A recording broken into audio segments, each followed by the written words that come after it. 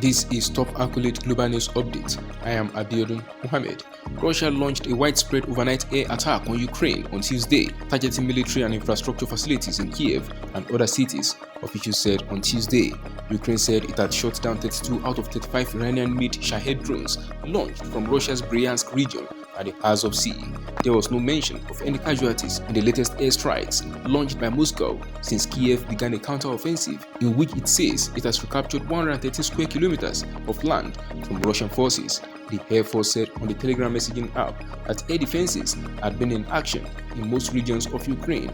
Sergei Popko, head of the Kiev military administration, said the air alert in the capital lasted over 3 hours. They gave no details of any damage. An unspecified critical infrastructure facility was hit in Lviv, around 70 kilometers from the border with NATO member Poland, and some tram routes were altered during the morning rush hour, officials said.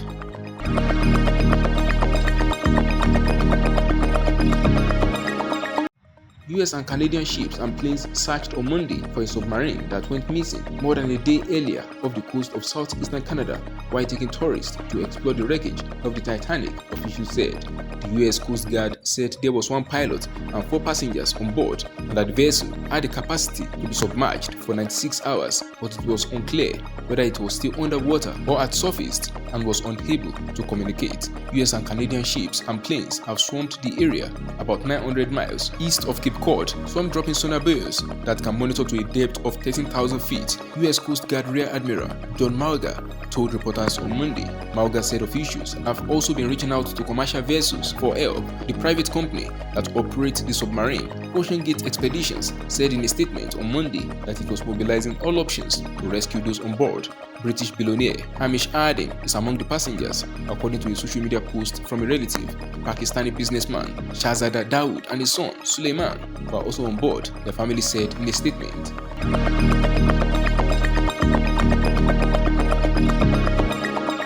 China and the United States agreed on Monday to stabilize their intense rivalry so it does not veer into conflict, but failed to produce any major breakthrough during a rare visit to Beijing by US Secretary of State Antony Blinken.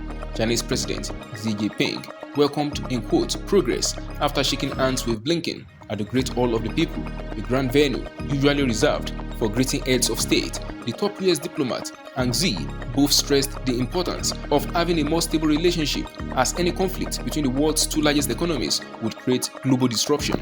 China refused to entertain Washington's bid to resume military-to-military communication channels, citing US sanctions as the obstacle.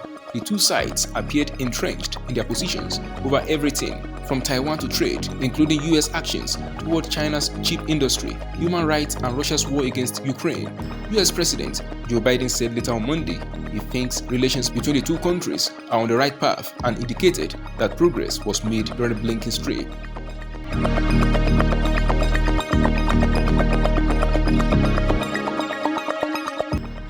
United Nations Secretary General Antonio Guterres has called on Israel to immediately, in quote, cease all settlement activities in occupied Palestinian territory, describing Israel's plans to advance the building of Israeli settlements as driving, in quote, tensions and violence and being a major obstacle to a lasting peace. The UN chief's comment come after 5 Palestinians were killed, including a 15-year-old boy, and more than 90 were wounded in the fiercest clashes in years which erupted when Israeli forces raided the Jenin refugee camp in the occupied West Bank on Monday.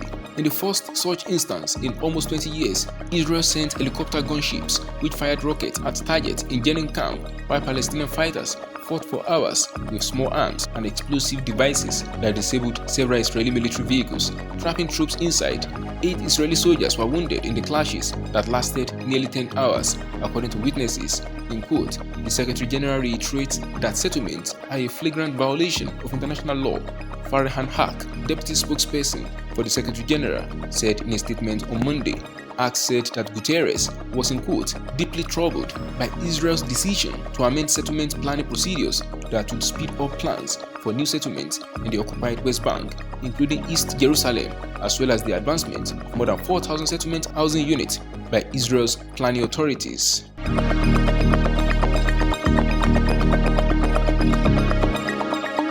A United Nations expert said on Monday that the treatment of Afghan women and girls by the Taliban could amount to gender apartheid as their rights continue to be undermined by the governing authorities.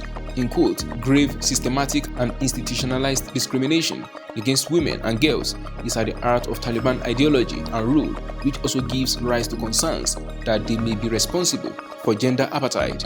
UN Special Rapporteur on the situation of human rights in Afghanistan, Richard Bennett, told the Human Rights Council in Geneva the UN defines gender apartheid as economic and social sexual discrimination against individuals because of their gender or sex. His assessment came as Afghan rulers have banned millions of women from education and employment as part of their increasing curbs on women's rights since they took over the country in 2021. Sabiullah Mujahid, the main spokesperson for Taliban administration, has taken exception to Bennett's remarks. He accused Bennett, along with the UN and some Western institutions, of spreading propaganda against the Islamic Emirate. That is the size of top accolade global news update. You can follow us on our social media platforms as displayed on your screen. Happy Tuesday.